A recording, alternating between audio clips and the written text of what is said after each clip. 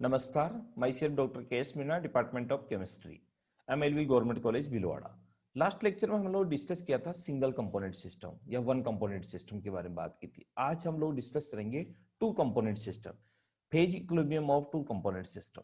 यदि किसी तंत्र में दो घटक है तो प्रवस्था के अनुसार, प्रवस्था नियम के अनुसार क्या होगी कि C की वैल्यू 2 हो जाएगी, P की वैल्यू +2 माने 4 - P।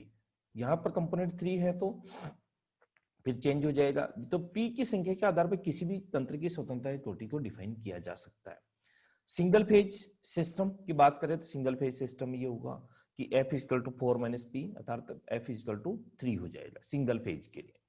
इसी तरह करेंगे। अतः तंत्र की पूर्ण व्याख्या करने के लिए तीन चरों ताप, दाब और संघटन। देखो सिंगल कंपोनेंट सिस्टम में, वन कंपोनेंट सिस्टम में ताप और दाब की जरूरत पड़ती थी, लेकिन जब भी बाई डी कंपोनेंट सिस्टम में बात करेंगे तो तीन चीजों की आवश्यकता हमें पड़ेगी, ताप, दाब और संघटन। द्विविमीय कागज जो संभव नहीं होता है, कि ट्राइंगल अपना दिखा नहीं सकते पेपर पे। इस परिस्थिति में हमें एक चर को स्थिर मानना पड़ेगा, तो प्रवस्था नियम को एक कोटि को नियंत्रित करना पड़ेगा, जिसे नियंत्रित प्रवस्था, रेस्ट्रिक्टेड फेज रूल कहते हैं इसको। कि मन में तीन को तभी हम डिफाइन नहीं कर सकते, हम डिफाइन दो कंपोनेंट्स को करते हैं, तो एक को फिर वापस क्या करना पड़ेगा, स्थिर करना पड़ेगा। तो F = C - P +2 - 1।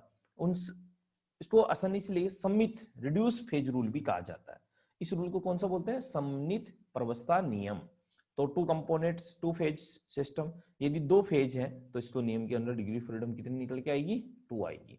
तंत्र व्याख्या करने के लिए दो चर ही पर्याप्त होते हैं। तो दो संघटक तंत्रों में निम्न संभावनाएं: दोनों अव्यय एक ठोस यौगिक बनाता हो जिसे गलन बिंदु स्थायी हो, जो ठोस यौगिक बनाता है उसे वास्तविक गलन बिंदु से पहले अपघट्य हो जाए, दोनों अव्यय ठोस प्रवस्था से परस्पर पूर्णतः वाष्पशील हो, दोनों अव्यय परस्पर आंशिक रूप से वाष्पशील हो, जो ठोस अव्यय बने वह केवल संक्रमण ताप पर स्थायी हो, दोनों अव्यय एक अवस्था में आंशिक रूप से विलयशील हो और विलयन में केवल शुद्ध अव्यय क्रिस्टलीय हो। इस तंत्र में तीन प्रकार के साम्य हो सकते हैं। देखो, द्रव वाष्प का साम्य, द्रव द्रव का साम्य और ठोस द्रव का साम्य। सबसे पहले बात करते हैं कि द्रव अवस्था में दोनों अव्यय परस्पर पूर्णतः विलयशील होते हैं। द्रव द्रव में दोनों अव्यय परस्पर आंशिक रूप से विलयशील होते हैं। और ठोस द्रव में, ठोस द्रव अवस्था में या तो कोई भी ठोस हो सकता है या ठोस विलयन हो सकता है। द्रव अवस्था में दोनों अव्यय पूर्णतः परस्पर पूर्णतः विलयशील होते हैं, क्योंकि यहाँ दो प्रवस्थाएं होती हैं, अतः स्वतंत्रता की कोटि 2 होती है। इसको बोलते हैं सिंपल यूकेटिक सिस्टम। सिंपल तंत्र की बात करें जैसे, तो देखने में आसानी से पिघलना। सरल इक्विटिक तंत्र वह तंत्र होता है जिसमें दो ठोस पदार्थ किसी एक निश्चित संगठन पर निश्चित आयतन वाला यूटेटिक्स मिश्रण होता है, जिन्हें गलन क्रांतिक ताप भी कहते हैं। वो द्विअंगी तंत्र होता है जिसमें द्रव अवस्था में दो संपूर्ण मिश्रण पदार्थ होते हैं और जो आपस में रासायनिक अभिक्रिया नहीं करते। जो अगर आपस में रासायनिक अभिक्रिया कर ले तो वो सिस्टम नहीं होगा। तो इसका एग्जांपल आता है लेड सिल्वर तंत्र, बिस्मिथ कैडमियम तंत्र, AuCu तंत्र। इस लेक्चर में हम लोग डिस्कस करेंगे बिस्मिथ कैडमियम सिस्टम। इस तंत्र में दो घटक होते हैं, एक तो बिस्मिथ होता है और कैडमियम होता है। इस तंत्र को देखिए तो ये संगठन और ताप के बीच में, देखो वहां पर ताप और दाब के बीच में ले रहे थे, यहां पर हमने प्रेशर को क्या कर दिया, कांस्टेंट कर दिया। तो देखिए सबसे पहले तो देखिए यहां इस बिंदु को, इसको ट्रिपल पॉइंट बोल दे, यूकेटिक पॉइंट बोल दे, ये ठोस बिस्मिथ और ये ठोस कैडमियम। बीच की जो अवस्था बनती है वो द्रवित अवस्था बनती है।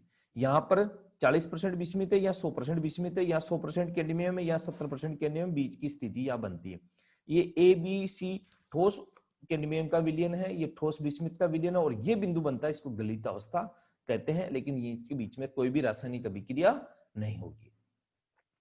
तो सबसे पहले देखिए, बिंदु A पर 100% बिस्मिथ है और बिंदु B पर 100% कैडमियम का हिमांक है, अर्थात यहां पर हिमांक है। तो पहले कर्व की बात करें तो बिस्मिथ कैडमियम तंत्र में निम्न कर्व वक्र AC, देखिए एक तो वक्र बना AC, फिर BC और एक DC। तो देखिए सबसे पहले तो वक्र AC इस तंत्र के साथ यदि बिस्मिथ को ज्यों-ज्यों कैडमियम मिलाते हैं त्यों-त्यों बिस्मथ का हिमांक में गिरावट आती जाती है और तंत्र नीचे की ओर आता जाता है। बिंदु C पर इसके हिमांक का मान न्यूनतम होता है। यह वक्र बिस्मिथ का गलन वक्र है। इसी तरह BC इस तंत्र के अनुसार जैसे जैसे कैडमियम में बिस्मिथ मिलाते हैं वैसे वैसे वक्र नीचे और आ जाएगा और CD में हिमांक में अवनमन होगा। ये तंत्र CD का गलन वक्र है। एरिया की बात करें तो इस क्षेत्र में जो एरिया देखिए वो DAC विस्मित द्रव और कैडमियम द्रव, तो यहाँ पर जो डिग्री ऑफ फ्रीडम निकालेंगे वो क्या आएगी 1 आएगी। तो यूनिवेलेंट DCB कैडमियम द्रव, इसमें निकालेंगे तो बाइवेलेंट। ABC के ऊपर का क्षेत्र केवल द्रव अवस्था के लिए द्विवेलेंट। DCD तंत्र की बात करें तो विस्मित ठोस में एक। तो ये इसमें 4 एरिया इसमें बनते हैं। क्योंकि DCD वक्र C बिंदु के नीचे है, अतः वहां द्रव अवस्था बिल्कुल नहीं होगी। अतः वक्र DC से नीचे वाले क्षेत्र में शुद्ध विस्मित के साथ यूकेटिक्स बनाता है, अर्थात वक्र DC के नीचे वाले क्षेत्र में भी शुद्ध कैडमियम के साथ यूकेटिक होगा। बिंदु C के नीचे ठोस कैडमियम, ठोस विस्मित और यूकेटिक्स में तीनों का मिश्रण होगा। क्योंकि यूकेटिक्स में ठोस कैडमियम और विस्मित ही होते हैं जिनका आकार शुद्ध विस्मित और शुद्ध कैडमियम से थोड़ा छोटा होता है। अतः कुल मिलाकर DCD के नीचे क्षेत्र में 2 प्रवस्था हमें देखने को मिलती है। अब यूकेटिक पॉइंट की बात करें तो ये बिंदु C होता है, इसमें हम देखिए इस बिंदु पर 40% विस्मित होता है और 60% कैडमियम होता है। इसका गलनांक जो कि न्यूनतम है, अतः ये आसानी से पिघलने वाला द्रव है। इसमें 2 ठोस पदार्थ की एक निश्चित संगठन है, अतः ये यूकेटिक्स मिश्रण है तथा जिस बिंदु C पर ये पाया जाता है उसे यूकेटिक्स बिंदु कहते हैं। F = C - P+1, यहाँ पर ठोस विस्मित, ठोस कैडमियम और द्रव मिश्रण तीनों चीजें एक साथ देखने में मिलती है। इस बिंदु का तंत्र अचर होता है। प्रवस्था आरेख में बिंदु A को ठंडा किया जाए तो तंत्र बिंदु B तक पहुंच जाएगा। जहां ताप है उस बिंदु B पर आते ही उसमें से ठोस C अलग होना शुरू हो जाएगा और तंत्र की 2 प्रवस्थाएं हो जाएगी। यदि हम दोनों स्वतंत्र कोटि देखें तो पाए कि तंत्र एकचर हैं। तंत्र को और ठंडा करने पर तंत्र BC तंत्र वक्र तक आगे बढ़ेगा और ठोस CD अलग होता जाएगा। ऐसे में तंत्र में विस्मित की प्रतिशतता बढ़ती जाएगी। अंत में यूकेटिक्स बिंदु C पर तीनों प्रवस्थाएं हमें देखने को मिलेगी। ठोस विस्मित और ठोस कैडमियम और द्रव, अतः तंत्र क्या है नॉन वेरिएंट है। यदि तंत्र को और ठंडा किया जाए तो यूकेटिक्स को भी जमने लगेगा और जब तक उसमें तीनों प्रवस्थाएं विद्यमान हो तब तक उसमें संगठन और ताप में कोई अंतर नहीं आएगा।